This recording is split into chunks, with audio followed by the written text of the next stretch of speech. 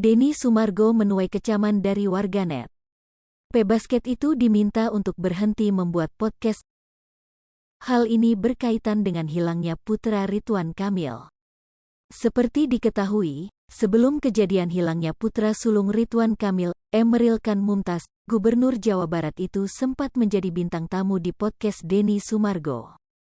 Di podcast yang tayang pada tanggal 9 September tahun 2021, Denny Sumargo sempat bertanya siapa yang akan dipilih Ridwan Kamil antara istri dan anak.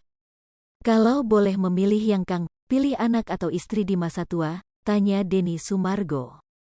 Tanpa pikir panjang, Ridwan Kamil langsung menjawabnya.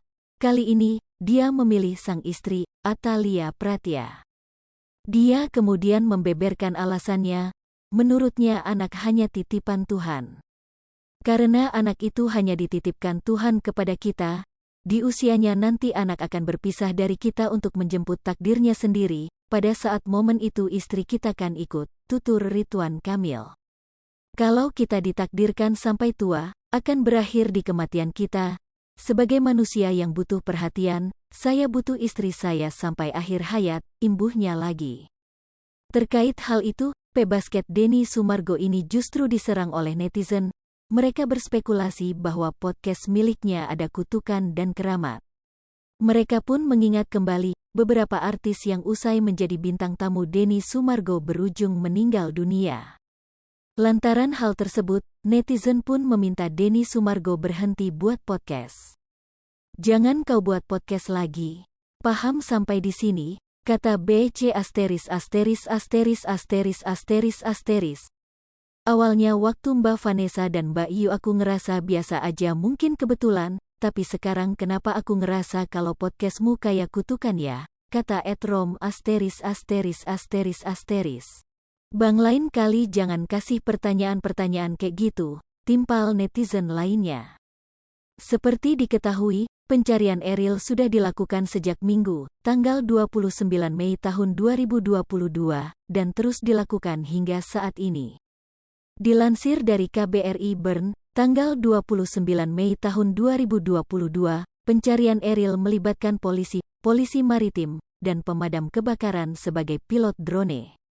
Upaya pencarian dilakukan dengan menyusuri sepanjang Sungai Are.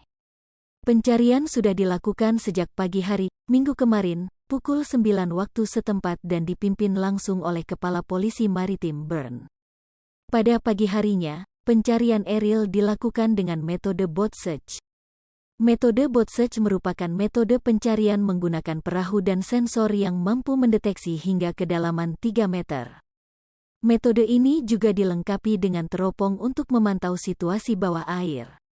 Pencarian dilakukan di lokasi yang dianggap paling potensial menjadi tempat hanyutnya Eril, yakni di wilayah Marzili. Pada sore hari, fokus area pencarian berubah. Kali ini, dua pintu air Swellen Maeteli dan Engehalde menjadi fokus wilayah pencarian.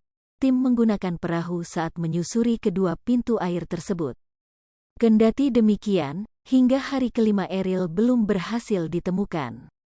Upaya pun terus dilakukan oleh polisi maritim dan informasi update pencarian Eril ini akan terus diberikan oleh KBRI Bern melalui laman Kementerian Luar Negeri. Hai pemirsa Sri Popo TV, jangan lupa komen, like, dan subscribe, serta tonton terus berita-berita terupdate lainnya ya.